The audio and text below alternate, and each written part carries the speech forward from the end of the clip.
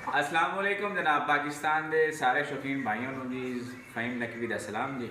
अच्छा मोहतरम, किसी वजूहात की वजह तो मैं अपने यूट्यूब चैनल ते वीडियो नहीं पा सकिया, तो हुण दोबारा अपने चैनल को ओपन किया है तो इंशाल्लाह दोबारा मेहनत कर रहे हैं। तो अज अपने चैनल की पहली वीडियो मैं चढ़ा रहा जी। अपने घर की एक बड़ी खूबसूरत मादी के नाल हाजिर होया, तो मादी भी तुहानू चैक करा रहे हैं जी।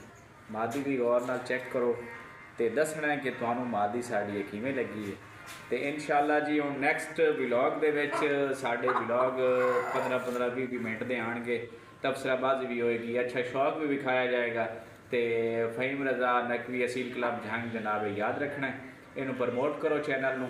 तो टिकटॉक पर भी वीडियो पा रहे हैं, टिकटॉक का लिंक भी नाल है, तो थोड़ा जहा फॉलो भी करो साढ़े चैनल में, तो इन प्रमोट भी करो। इंशाल्लाह सारे भाइयों को इस सीज़न अच्छा शौक वेखने को मिलसी।